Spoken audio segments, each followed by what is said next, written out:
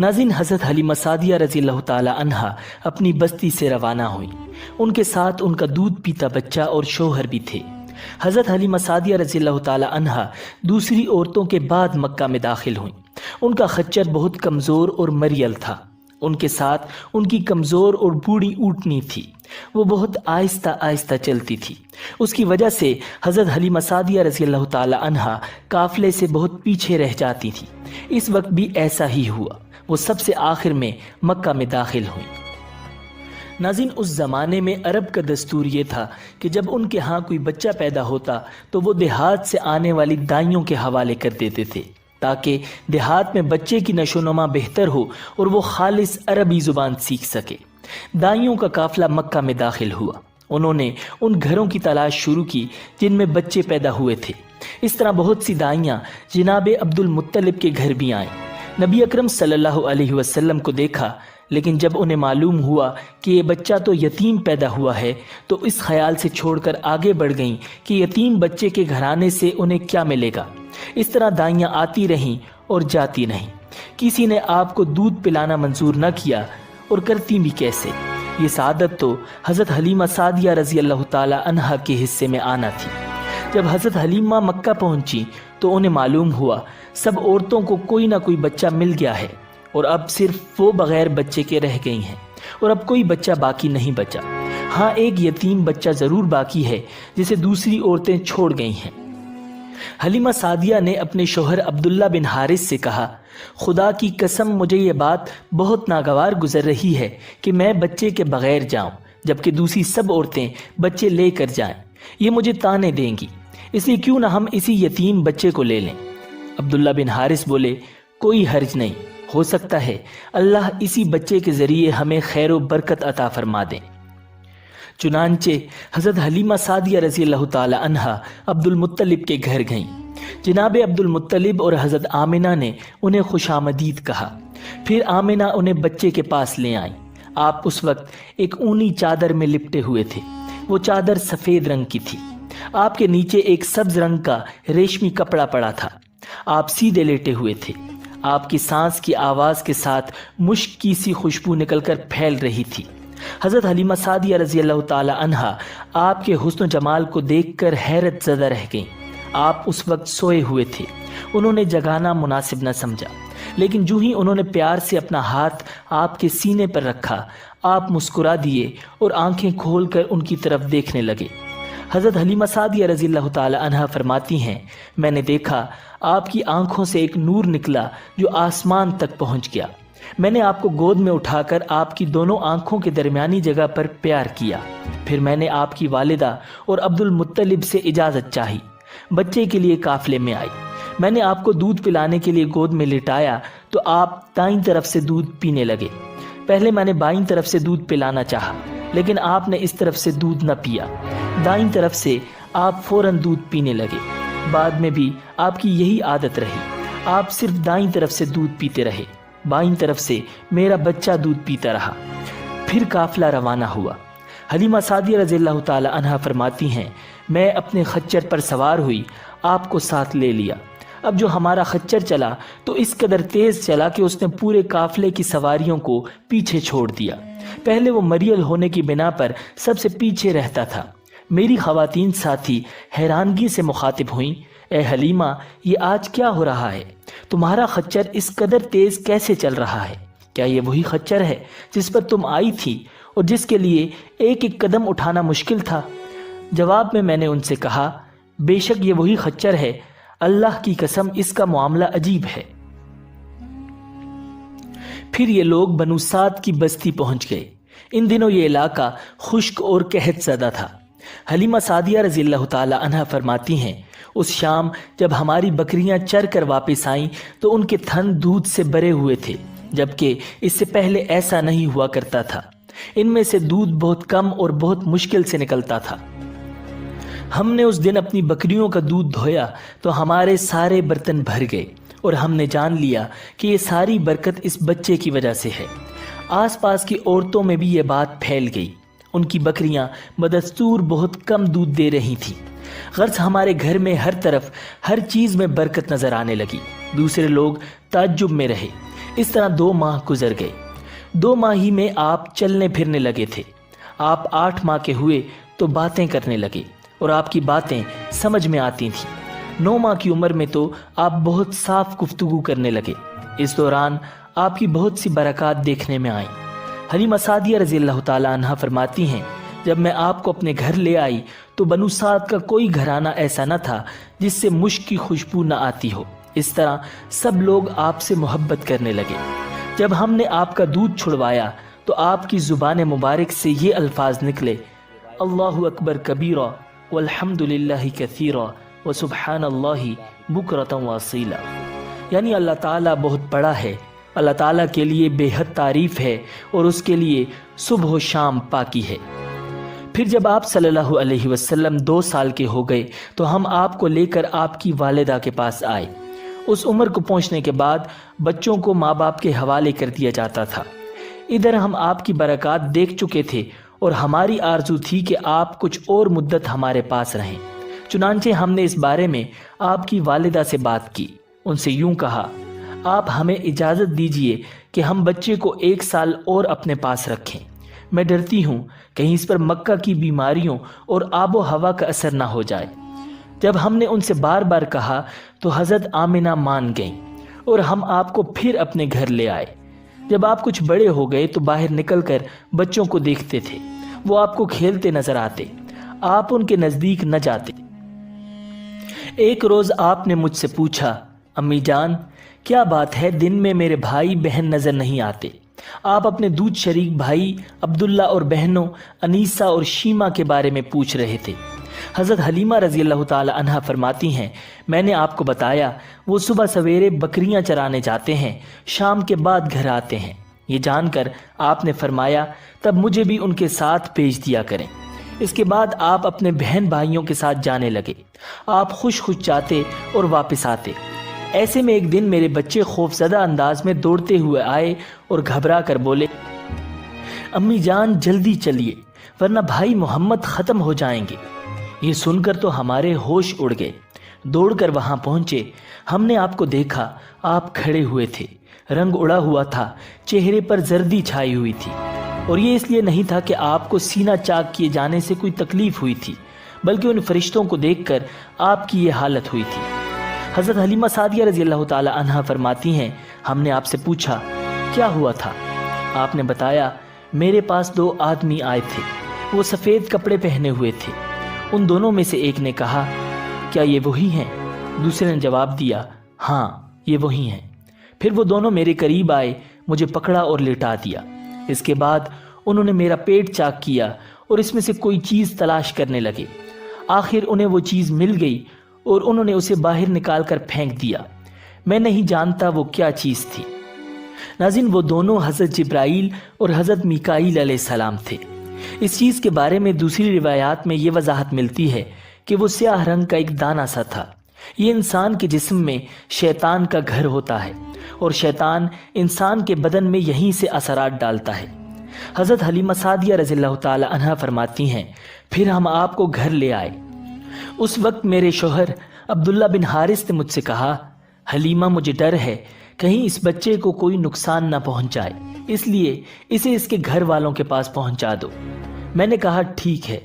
پھر ہم آپ کو لے کر مکہ کی طرف روانہ ہوئے۔ جب میں مکہ کے بالائی علاقے میں پہنچی تو آپ اچانک غائب ہو گئے۔ میں حواس باختہ ہو گئی۔ حلیمہ سعدیہ فرماتی ہیں، میں پریشانی کی حالت میں مکہ پہنچی۔ آپ کے دادا عبد المطلب کے پاس پہنچتے ہی میں نے کہا، میں آج رات محمد کو لے کر آ رہی تھی۔ جب میں بالائی علاقے میں پہنچی تو وہ اچانک کہیں گم ہو گئے۔ اب خدا کی قسم میں نہیں جانتی وہ کہاں ہیں۔ عبد المطلب یہ سن کر فوراً کعبہ کے پاس کھڑے ہو گئے۔ انہوں نے آپ کے مل جانے کے لیے دعا کی، پھر آپ کی تلاش میں روانہ ہوئے۔ ان کے ساتھ ورقہ بن نوفل بھی تھے۔ غرض دونوں تلاش کرتے کرتے تہامہ کی وادی میں پہنچے۔ ایک درخت کے نیچے انہیں ایک لڑکا کھڑا نظر آیا۔ اس درخت کی شاخیں بہت گھنی تھیں۔ عبد المطلب نے پوچھا، لڑکے تم کون ہو؟ حضور صلی اللہ علیہ وسلم چونکہ اس وقت تک قد نکال چکے تھے، اس لیے عبد المطلب پہچان نہ سکے۔ آپ کا قد تیزی سے بڑھ رہا تھا۔ جواب میں آپ نے فرمایا، میں محمد بن عبداللہ بن عبد المطلب ہوں۔ یہ سن کر عبد المطلب بولے تم پر میری جان قربان، میں ہی تمہارا دادا عبد المطلب ہوں۔ پھر انہوں نے آپ کو اٹھا کر سینے سے لگایا اور رونے لگے۔ آپ کو گھوڑے پر اپنے آگے بٹھایا اور مکہ کی طرف چلے۔ گھر آ کر انہوں نے بکریاں اور گائیں ذبح کی اور مکے والوں کی دعوت کی۔ آپ کے مل جانے کے بعد حضرت حلیمہ سعدیہ جب حضرت آمنہ کے پاس آئیں تو انہوں نے پوچھا حلیمہ اب آپ بچے کو کیوں لے آئیں؟ آپ کی تو خواہش تھی کہ یہ ابھی آپ کے پاس اور رہیں۔ انہوں نے جواب دیا یہ اب بڑے ہو گئے ہیں اور اللہ کی قسم میں اپنی ذمہ داری پوری کر چکی ہوں۔ میں خوف محسوس کرتی رہتی ہوں کہ کہیں انہیں کوئی حادثہ نہ پیش آ جائے، لہٰذا انہیں آپ کے سپرد کرتی ہوں۔ حضرت آمنہ کو یہ جواب سن کر حیرت ہوئی، بولی مجھے سچ سچ بتاؤ ماجرا کیا ہے؟ تب انہوں نے سارا حال کہہ سنایا۔ حلیمہ سعدیہ نے دراصل کئی عجیب و غریب واقعات دیکھے تھے۔ ان واقعات کی وجہ سے وہ بہت پریشان ہو گئی تھیں۔ پھر سینہ مبارک چاک کیے جانے والا واقعہ پیش آیا تو وہ آپ کو فوری طور پر واپس کرنے پر مجبور ہو گئیں۔ وہ چند واقعات حضرت حلیمہ سعدیہ رضی اللہ تعالی عنہا اس طرح بیان کرتی ہیں۔ ایک مرتبہ یہودیوں کی ایک جماعت میرے پاس سے گزری۔ یہ لوگ آسمانی کتاب تورات کو ماننے کا دعویٰ کرتے تھے۔ میں نے ان سے کہا کیا آپ لوگ میرے اس بیٹے کے بارے میں کچھ بتا سکتے ہیں؟ ساتھ ہی میں نے حضور اکرم صلی اللہ علیہ وسلم کی پیدائش کے بارے میں انہیں تفصیلات سنائیں۔ یہودی تفصیلات سن کر آپس میں کہنے لگے اس بچے کو قتل کر دینا چاہیے۔ یہ کہہ کر انہوں نے پوچھا کیا یہ بچہ یتیم ہے؟ میں نے ان کی بات سن لی تھی کہ وہ ان کے قتل کا ارادہ کر رہے ہیں، سو میں نے جلدی سے اپنے شوہر کی طرف اشارہ کرتے ہوئے کہا نہیں یہ رہے اس بچے کے باپ۔ تب انہوں نے کہا اگر یہ بچہ یتیم ہوتا تو ہم ضرور اسے قتل کر دیتے۔ یہ بات انہوں نے اس لیے کہی کہ انہوں نے پرانی کتابوں میں پڑھ رکھا تھا کہ ایک آخری نبی آنے والے ہیں، ان کا دین سارے عالم میں پھیل جائے گا، ہر طرف ان کا بول بالا ہوگا، ان کی پیدائش اور بچپن کی یہ علامات ہوں گی اور یہ کہ وہ یتیم ہوں گے۔ اب چونکہ ان سے حلیمہ سعدیہ نے کہہ دیا کہ یہ بچہ یتیم نہیں ہے تو انہوں نے خیال کر لیا کہ یہ وہ بچہ نہیں ہے۔ اس طرح انہوں نے بچے کو قتل کرنے کا ارادہ ترک کر دیا۔ اسی طرح ان کے ساتھ یہ واقعہ پیش آیا کہ ایک مرتبہ وہ آپ کو عکاظ کے میلے میں لے آئیں۔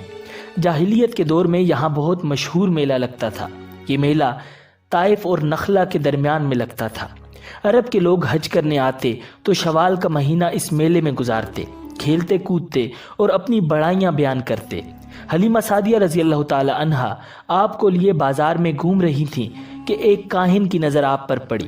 اسے آپ میں نبوت کی تمام علامات نظر آ گئیں۔ اس نے پکار کر کہا لوگو اس بچے کو مار ڈالو۔ حلیمہ اس کاہن کی بات سن کر گھبرا گئیں اور جلدی سے وہاں سے سرک گئیں۔ اس طرح اللہ تعالیٰ نے حضور صلی اللہ علیہ وسلم کی حفاظت فرمائی۔ میلے میں موجود تمام لوگوں نے کاہن کی آواز سن کر ادھر ادھر دیکھا کہ کس بچے کو قتل کرنے کے لیے کہا گیا ہے، مگر انہیں وہاں کوئی بچہ نظر نہیں آیا۔ اب لوگوں نے کاہن سے پوچھا کہ کیا بات ہے، آپ کس بچے کو مار ڈالنے کے لیے کہہ رہے تھے؟ اس نے ان لوگوں کو بتایا میں نے ابھی ایک لڑکے کو دیکھا ہے، معبودوں کی قسم وہ تمہارے دین کے ماننے والوں کو قتل کرے گا، تمہارے بتوں کو توڑے گا اور وہ تم سب پر غالب آئے گا۔ یہ سن کر لوگ آپ کی تلاش میں ادھر ادھر دوڑے لیکن ناکام رہے۔ حلیمہ سعدیہ آپ صلی اللہ علیہ وسلم کو لیے واپس آ رہی تھیں کہ ذی الحجاز سے ان کا گزر ہوا۔ یہاں بھی میلہ لگا ہوا تھا۔ اس بازار میں ایک نجومی تھا، لوگ اس کے پاس اپنے بچوں کو لے کر آتے تھے۔ وہ بچوں کو دیکھ کر ان کی قسمت کے بارے میں اندازے لگاتا تھا۔ حلیمہ سعدیہ اس کے نزدیک سے گزری تو نجومی کی نظر حضور اکرم صلی اللہ علیہ وسلم پر پڑی۔ نجومی کو آپ صلی اللہ علیہ وسلم کی مہر نبوت نظر آ گئی، ساتھ ہی آپ صلی اللہ علیہ وسلم کی آنکھوں کی خاص سرخی اس نے دیکھ لی۔ وہ چلا اٹھا اے عرب کے لوگوں، اس لڑکے کو قتل کر دو، یہ یقیناً تمہارے دین کے ماننے والوں کو قتل کرے گا، تمہارے بتوں کو توڑے گا اور تم پر غالب آئے گا۔ یہ کہتے ہوئے وہ آپ کی طرف جھپٹا، لیکن اسی وقت وہ پاگل ہو گیا اور اسی پاگل پن میں مر گیا۔ ناظرین، ایک اور واقعہ سیرت ابن ہشام میں ہے کہ حبشہ کے عیسائیوں کی ایک جماعت حضور اکرم صلی اللہ علیہ وسلم کے پاس سے گزری۔ اس وقت آپ صلی اللہ علیہ وسلم حلیمہ سعدیہ کے ساتھ تھے اور وہ آپ کو آپ کی والدہ کے حوالے کرنے جا رہی تھی۔ ان عیسائیوں نے آپ صلی اللہ علیہ وسلم کے مونڈوں کے درمیان مہر نبوت کو دیکھا۔ और आप सल्लल्लाहु अलैहि वसल्लम की आंखों की सुर्खी को भी देखा। उन्होंने हलीमा सादिया से पूछा, क्या इस बच्चे की आंखों में कोई तकलीफ है? उन्होंने जवाब दिया, नहीं, कोई तकलीफ नहीं, ये सुर्खी तो उनकी आंखों में कुदरती है। उन ईसाइयों ने कहा, तब इस बच्चे को हमारे हवाले कर दो, हम इसे अपने मुल्क ले जाएंगे। ये बच्चा पैगंबर और बड़ी शान वाला है, हम इसके बारे में सब कुछ जानते हैं। हलीमा सादिया इस सुनते ही वहाँ से जल्दी से दूर चली गईं, यहाँ तक कि आप सल्लल्लाहु अलैहि वसल्लम की वालिदा के पास पहुँचा दिया। नाज़रीन, इन वाक़यात में जो सबसे अहम वाक़या है वो सीना मुबारक चाक करने वाला था। रिवायात से ये बात साबित है कि आप सल्लल्लाहु अलैहि वसल्लम के सीना मुबारक पर सिलाई के निशानात मौजूद थे। जैसा कि आजकल डॉक्टर हजरात ऑपरेशन के बाद टांके लगाते हैं, टांके खोल दिए जाने के बाद भी सिलाई के निशानात मौजूद रहते हैं। इस वाक़े के बाद हलीमा सादिया और उनके खामन ने फैसला किया कि अब बच्चे को अपने पास नहीं रखना चाहिए। जब हज़रत हलीमा सादिया रज़ियल्लाहु ताला अन्हा ने आप सल्लल्लाहु अलैहि वसल्लम को हज़रत आमिना के हवाले किया, इस वक्त आप सल्लल्लाहु अलैहि वसल्लम की उम्र 4 साल थी। एक रिवायत ये मिलती है कि उस वक्त उम्र शरीफ 5 साल थी। एक तीसरी रिवायत के मुताबिक उम्र मुबारक 6 साल हो चुकी थी। जब हलीमा सादिया ने आप सल्लल्लाहु अलैहि वसल्लम को हज़रत आमिना के हवाले किया तो उसके कुछ दिनों बाद हज़रत आमिना इंतकाल कर गईं। वालदा का साया भी सर से उठ गया।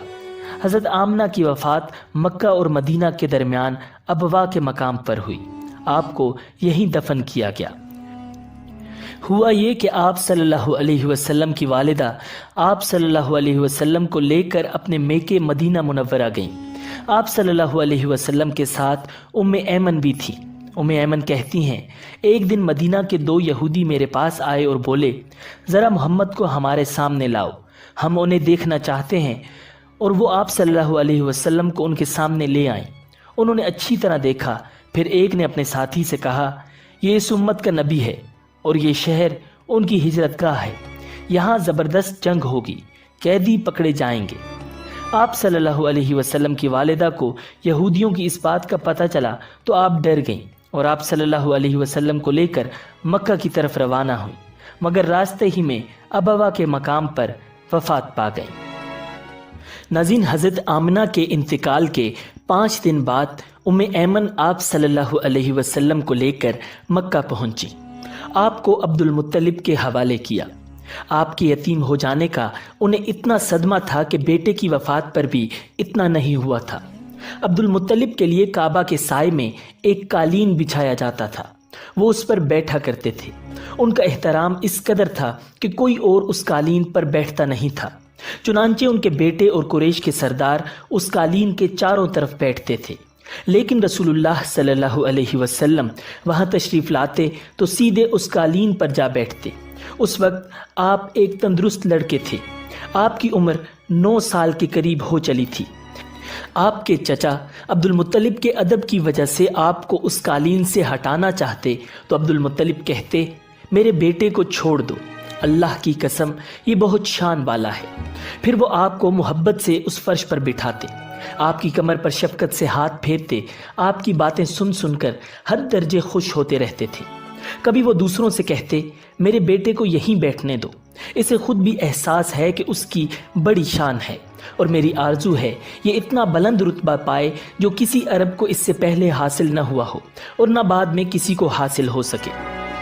नाज़रीन, एक रोज़ बनु मुदलज के कुछ लोग हज़रत अब्दुल मुत्तलिब से मिलने के लिए आए। उनके पास उस वक्त आप सल्लल्लाहु अलैहि वसल्लम भी तशरीफ़ फरमा थे। बनु मुदलज के लोगों ने आपको देखा। ये लोग कियाफा शनास थे, यानी आदमी का चेहरा देखकर उसके मुस्तकबिल के बारे में अंदाज़े बयान करते थे। उन्होंने अब्दुल मुत्तलिब से कहा, इस बच्चे की हिफाजत करें, इसलिए कि मकाम इब्राहीम पर जो हज़रत इब्राहीम अलैहिस्सलाम के कदम का निशान है, इस बच्चे के पाँव का निशान बिल्कुल इस निशान से मिलता जुलता है। इस कदर मुशाबिहत हमने किसी और के पाँव के निशान में नहीं देखी। हमारा ख्याल है ये बच्चा निराली शान का मालिक होगा, इसलिए इसकी हिफाजत करें। नाज़रीन, मकाम इब्राहीम खाना काबा में वो पत्थर है जिस पर हज़रत इब्राहीम अलैहिस्सलाम काबा की तामीर के वक्त खड़े हुए थे। मोज़े के तौर पर उस पत्थर पर इब्राहीम अलैहिस्सलाम के पैरों के निशान पड़ गए थे। लोग इस पत्थर की ज़ियारत करते हैं। यही मकाम इब्राहीम है। चूँकि आप हज़रत इब्राहीम अलैहिस्सलाम की नस्ल से हैं, इसलिए उनकी पाँव की मुशाबिहत आप में होना कुदरती बात थी। नाज़रीन, एक रोज़ हज़रत अब्दुल मुत्तलिब खाना काबा में हजर अस्वद के पास बैठे हुए थे। ऐसे में उनके पास नजरान के ईसाई आ गए। उनमें एक पादरी भी था। उस पादरी ने अब्दुल मुत्तलिब से कहा, हमारी किताबों में एक ऐसे नबी की अलामात हैं जो इस्माइल अलैहिस्सलाम की औलाद में होना बाकी है। ये शहर उसकी जाए पैदाइश होगा, उसकी ये निशानियां होगी। अभी ये बात हो रही थी कि कोई शख्स आप सल्लल्लाहु अलैहि वसल्लम को लेकर वहां आ पहुंचा। पादरी की नज़र जो ही आप पर पड़ी, वो चौंक उठा। आपकी आंखों, कमर और पैरों को देखकर वो चिल्ला उठा, वो नबी यही हैं। ये तुम्हारे क्या लगते हैं? अब्दुल मुत्तलिब बोले, ये मेरे बेटे हैं। इस पर वो पादरी बोला, ओह, तब ये वो नहीं हो सकते, इसलिए कि हमारी किताबों में लिखा है कि उसके वालिद का इंतकाल उसकी पैदाइश से पहले हो जाएगा। ये सुनकर अब्दुल मुत्तलिब बोले, ये दरअसल मेरा पोता है। उसके बाप का इंतकाल उस वक्त हो गया था जब ये पैदा भी नहीं हुआ था। इस पर पादरी बोला, हाँ, ये बात हुई ना, आप इसकी पूरी तरह हिफाजत करें। नाज़रीन, हज़रत अब्दुल मुत्तलिब की आप सल्लल्लाहु अलैहि वसल्लम से मोहब्बत का ये आलम था कि खाना खाने बैठते तो कहते, मेरे बेटे को ले आओ। आप तशरीफ़ लाते तो अब्दुल मुत्तलिब आपको अपने पास बिठाते, आपको अपने साथ खिलाते। बहुत ज़्यादा उम्र वाले एक सहाबी हीदा बिन मुआविया रज़ियल्लाहु ताला अन्हु कहते हैं, मैं एक मर्तबा इस्लाम से पहले जाहिलियत के ज़माने में हज के लिए मक्का मुअज़्ज़मा गया। वहाँ बैतुल्लाह का तवाफ़ कर रहा था। मैंने एक ऐसे शख्स को देखा जो बहुत बूढ़ा और बहुत लंबे कद का था। वो बैतुल्लाह का तवाफ़ कर रहा था और कह रहा था, ऐ मेरे परवरदिगार, मेरी सवारी को मोहम्मद की तरफ फेर दे और उसे मेरा दस्तो बाजू बना दे। मैंने उस बूढ़े को जब ये शेर पढ़ते सुना तो लोगों से पूछा, ये कौन है? लोगों ने बताया, ये अब्दुल मुत्तलिब बिन हाशिम हैं। उन्होंने अपने पोते को अपने एक ऊँट की तलाश में भेजा है। वो ऊँट गुम हो गया है और वो पोता ऐसा है, जब भी किसी गुमशुदा चीज़ की तलाश में उसे भेजा जाता है तो वो चीज़ लेकर ही आता है। पोते से पहले ये अपने बेटों को उस ऊँट की तलाश में भेज चुके हैं, लेकिन वो नाकाम लौट आए हैं। अब चूंकि पोते को गए हुए देर हो गई है, इसलिए परेशान हैं और दुआ मांग रहे हैं। थोड़ी ही देर गुजरी थी कि मैंने देखा कि आप सल्लल्लाहु अलैहि वसल्लम ऊँट को लिए तशरीफ़ ला रहे हैं। अब्दुल मुत्तलिब ने आपको देखकर कहा, मेरे बेटे, मैं तुम्हारे लिए इस कदर फिक्रमंद हो गया था कि शायद इसका असर कभी मेरे दिल से न जाए। नाज़रीन, अब्दुल मुत्तलिब की बीवी का नाम रुकैया बिनते अबू सैफी था। वो कहती हैं, कुरैश कई साल से सख्त कहत साली का शिकार थे। बारिशें बिल्कुल बंद थीं, सब लोग परेशान थे। उसी ज़माने में मैंने एक ख्वाब देखा। कोई शख्स ख्वाब में कह रहा था, ए कुरैश के लोगों, तुम में से एक नबी ज़ाहिर होने वाला है। उसके ज़ुहूर का वक्त आ गया है। उसके ज़रिए तुम्हें ज़िंदगी मिलेगी, यानी खूब बारिशें होंगी, सब्ज़ी और शादाबी होगी। तुम अपने लोगों में से एक ऐसा शख्स तलाश करो जो लंबे कद का हो, गोरे रंग का हो, उसकी पलकें घनी हों, भवें और अबरू मिले हुए हों, और वो शख्स अपनी तमाम औलाद के साथ निकले और तुम में से हर ख़ानदान का एक आदमी निकले। सब पाक साफ हों और खुशबू लगाएं। वो हज अस्वद को बोसा दें, फिर सब जबल अबू कैस पर चढ़ जाएं। फिर वो शख्स जिसका हुलिया बताया गया है आगे बढ़े और बारिश की दुआ मांगे और तुम सब आमीन कहो तो बारिश हो जाएगी। सुबह हुई तो रुकैया ने अपना यह ख्वाब कुरैश से बयान किया। उन्होंने उन निशानियों को तलाश किया तो सब की सब निशानियां उन्हें अब्दुल मुत्तलिब में मिल गईं। चुनांचे सब उनके पास जमा हुए। हर ख़ानदान से एक एक आदमी आया। उन सब ने शराइत पूरी की। इसके बाद सब अबू कैस पहाड़ पर चढ़ गए। उनमें नबी अकरम सल्लल्लाहु अलैहि वसल्लम भी शामिल थे। आप उस वक्त नौउम्र थे। फिर अब्दुल मुत्तलिब आगे बढ़े और उन्होंने यूं दुआ की, ए अल्लाह, ये सब तेरे ग़ुलाम हैं, तेरे ग़ुलामों की औलाद हैं, तेरी बांदियाँ हैं और तेरी बांदियों की औलाद हैं। हम पर जो बुरा वक्त आ पड़ा है तू देख रहा है। हम मुसलसल कहत साली का शिकार हैं। अब ऊँट, गायें, घोड़े, खच्चर और गधे सब कुछ ख़त्म हो चुके हैं और जानवरों पर बनाई है। اس لیے ہماری یہ خشک سالی ختم فرما دے، ہمیں زندگی اور سرسبزی اور شادابی عطا فرما دے۔ ابھی یہ دعا مانگ ہی رہے تھے کہ بارش شروع ہو گئی، وادیاں پانی سے بھر گئیں، لیکن اس بارش میں ایک بہت عجیب بات ہوئی، اور وہ عجیب بات یہ تھی کہ قریش کو یہ سیرابی ضرور حاصل ہوئی، مگر یہ بارش قبیلہ کیس اور قبیلہ مضر کی قریبی بستیوں میں بالکل نہ ہوئی۔ اب لوگ بہت حیران ہوئے کہ یہ کیا بات ہوئی، ایک قبیلے پر بارش اور آس پاس کے سب قبیلے بارش سے محروم۔ تمام قبیلوں کے سردار جمع ہوئے، اس سلسلے میں بات چیت شروع ہوئی۔ ایک سردار نے کہا، ہم زبردست قحط اور خشک سالی کا شکار ہیں، جبکہ قریش کو اللہ تعالیٰ نے بارش عطا کی ہے، اور یہ عبد المطلب کی وجہ سے ہوا ہے، اس لیے ہم سب ان کے پاس چلتے ہیں۔ اگر وہ ہمارے لیے دعا کر دیں تو شاید اللہ رب العزت ہمیں بھی بارش دے دے۔ یہ مشورہ سب کو پسند آیا، چنانچہ یہ لوگ مکہ معظمہ میں آئے اور عبد المطلب سے ملے، انہیں سلام کیا، پھر ان سے کہا، اے عبد المطلب، ہم کئی سال سے خشک سالی کے شکار ہیں، ہمیں آپ کی برکت کے بارے میں معلوم ہوا ہے، اس لیے مہربانی فرما کر آپ ہمارے لیے بھی دعا کریں، اس لیے کہ اللہ تعالیٰ نے آپ کی دعا سے قریش کو بارش عطا کی ہے۔ ان کی بات سن کر عبد المطلب نے کہا، اچھی بات ہے، میں کل میدان عرفات میں آپ لوگوں کے لیے بھی دعا کروں گا۔ دوسرے دن صبح سویرے عبد المطلب میدان عرفات کی طرف روانہ ہوئے، ان کے ساتھ دوسرے لوگوں کے علاوہ ان کے بیٹے اور اللہ کے رسول صلی اللہ علیہ وسلم بھی تھے۔ عرفات کے میدان میں عبد المطلب کے لیے ایک کرسی بچھائی گئی، وہ اس پر بیٹھ کے نبی اکرم صلی اللہ علیہ وسلم کو انہوں نے گود میں بٹھا لیا، پھر انہوں نے ہاتھ اٹھا کر یوں دعا کی، اے اللہ، چمکنے والی بجلی کے پروردگار اور کڑکنے والی گرج کے مالک، پالنے والوں کے پالنے والے اور مشکلات کو آسان کرنے والے، یہ قبیلہ کیس اور قبیلہ مضر کے لوگ ہیں، یہ بہت پریشان ہیں، ان کی کمریں جھک گئی ہیں، یہ تجھ سے اپنی لاچاری اور بے کسی کی فریاد کرتے ہیں اور جان و مال کی بربادی کی شکایت کرتے ہیں، پس اے اللہ ان کے لیے خوب برسنے والے بادل بھیج دے اور آسمان سے ان کے لیے رحمت عطا فرما، تاکہ ان کی زمینیں سرسبز ہو جائیں اور ان کی تکالیف دور ہو جائیں۔ ناظرین، عبد المطلب ابھی یہ دعا کر ہی رہے تھے کہ ایک سیاہ بادل اٹھا، عبد المطلب کی طرف آیا، اور اس کے بعد اس کا رخ قبیلہ کیس اور بنو مضر کی بستیوں کی طرف ہو گیا۔ یہ دیکھ کر عبد المطلب نے کہا، اے گروہ قریش اور مضر، جاؤ تمہیں سیرابی حاصل ہو گئی۔ چنانچہ یہ لوگ جب اپنی بستیوں میں پہنچے تو وہاں بارش شروع ہو چکی تھی۔ ناظرین، آپ 7 سال کے ہو چکے تھے کہ آپ کی آنکھیں دکھنے کو آ گئیں۔ مکہ میں آنکھوں کا علاج کرایا گیا لیکن افاقہ نہیں ہوا۔ عبد المطلب سے کسی نے کہا، عکاظ کے بازار میں ایک راہب رہتا ہے، وہ آنکھوں کی تکالیف کا علاج کرتا ہے۔ عبد المطلب آپ کو اس کے پاس لے گئے، اس کی عبادت گاہ کا دروازہ بند تھا، انہوں نے اسے آواز دی، راہب نے کوئی جواب نہ دیا۔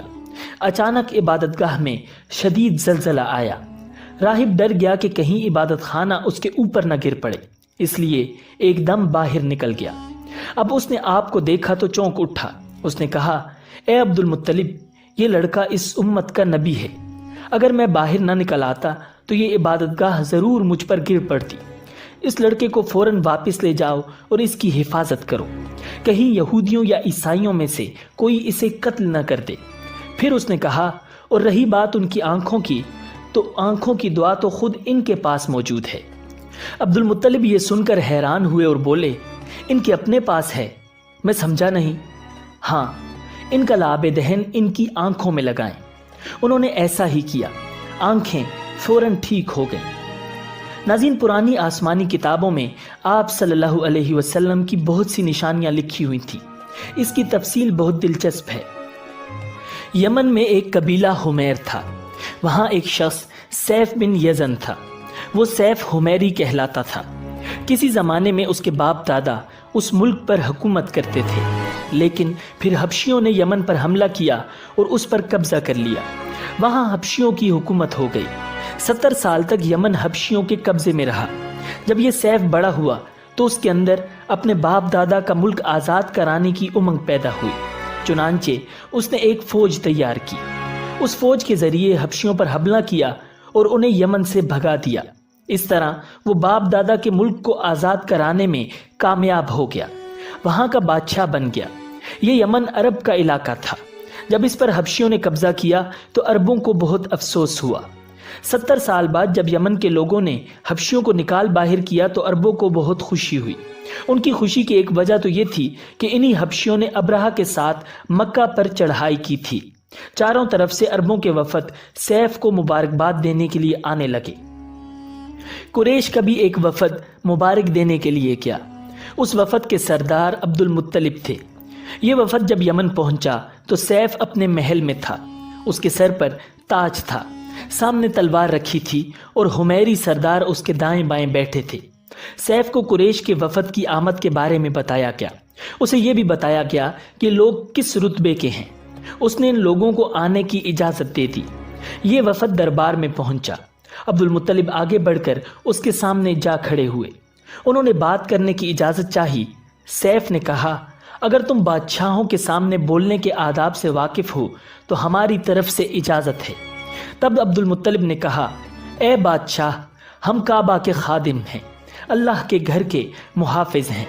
हम आपको मुबारकबाद देने आए हैं। यमन पर हबशी हुकूमत हमारे लिए भी बोझ बनी हुई थी। आपको मुबारक हो। आपके इस कारनामे से आपके बुजुर्गों को भी इज्जत मिलेगी और आने वाली नस्लों को भी वकार हासिल होगा। सैफ उनके अल्फाज सुनकर बहुत खुश हुआ। बेइख्तियार बोल उठा, ए शख्स, तुम कौन हो?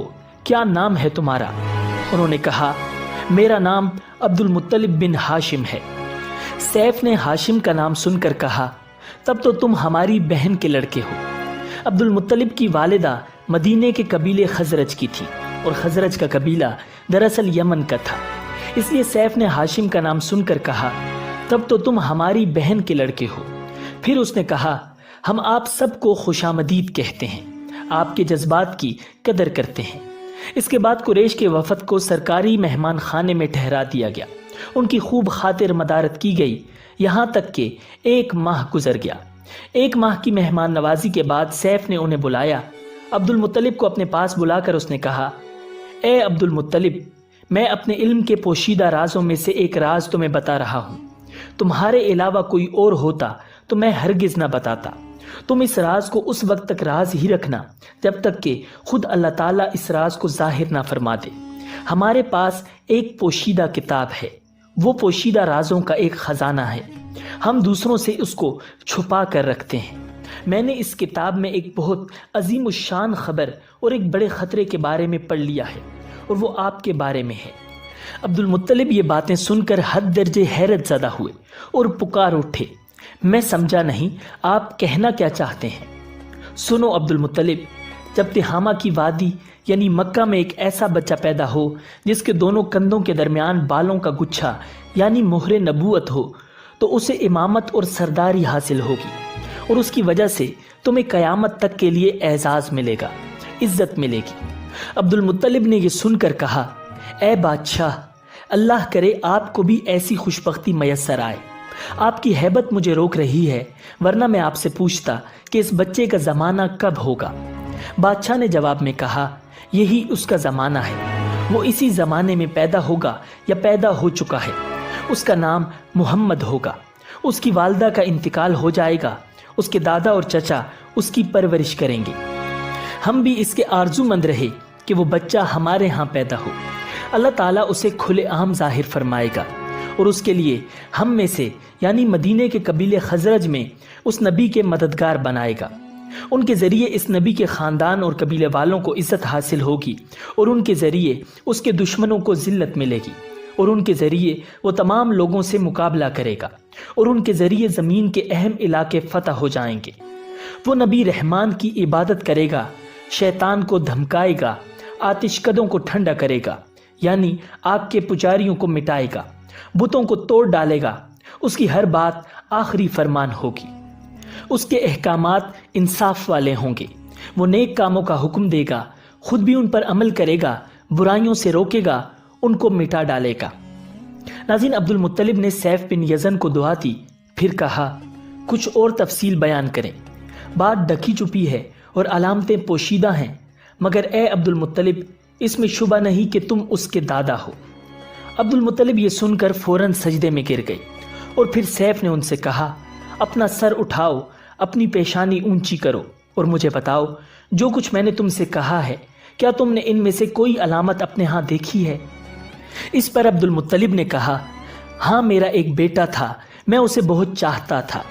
میں نے ایک شریف اور معزز لڑکی آمنہ بنت وہب بنت عبد مناف سے اس کی شادی کر دی۔ وہ میری قوم کے انتہائی باعزت خاندان سے تھی۔ اس سے میرے بیٹے کے ہاں ایک بیٹا پیدا ہوا، میں نے اس کا نام محمد رکھا۔ اس بچے کا باپ اور ماں دونوں فوت ہو چکے ہیں۔ اب میں اور اس کا چچا ابو طالب اس کی دیکھ بھال کرتے ہیں۔ اب سیف نے ان سے کہا، میں نے تمہیں جو کچھ بتایا ہے وہ واقعہ اسی طرح ہے۔ اب تم اپنے پوتے کی حفاظت کرو، اسے یہودیوں سے بچائے رکھو، اس لیے کہ وہ اس کے دشمن ہیں۔ یہ اور بات ہے کہ اللہ تعالیٰ ہرگز ان لوگوں کو ان پر قابو نہیں پانے دے گا۔ اور میں نے جو کچھ آپ کو بتایا ہے اس کا اپنے قبیلے والوں سے ذکر نہ کرنا۔ مجھے ڈر ہے کہ ان باتوں کی وجہ سے ان لوگوں میں حسد اور جلن نہ پیدا ہو جائے۔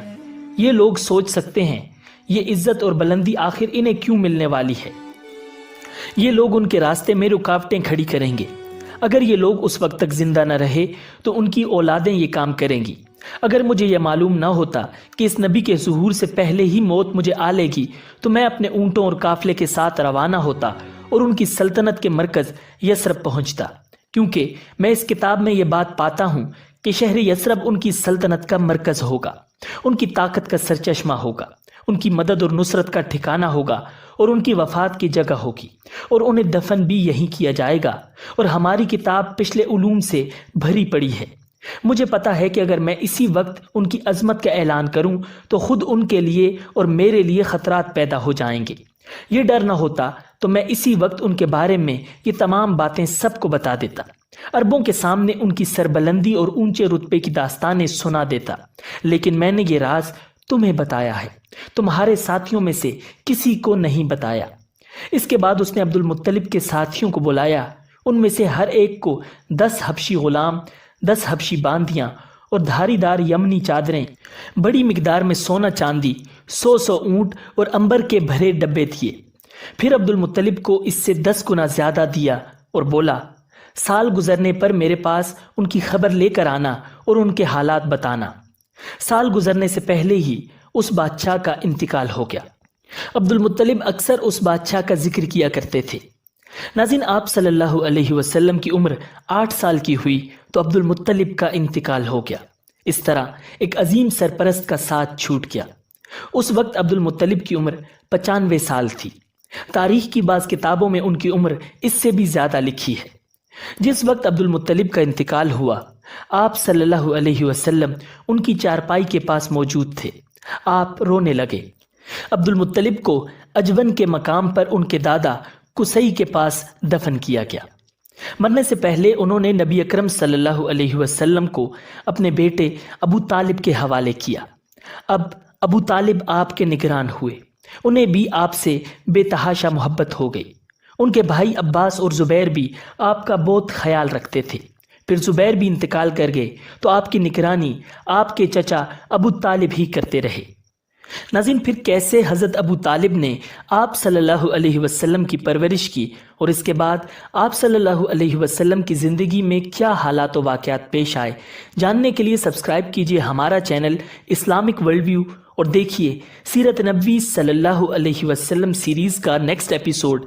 ملتے ہیں بہت جلد ایک نئی ویڈیو کے ساتھ۔ اللہ نگہبان۔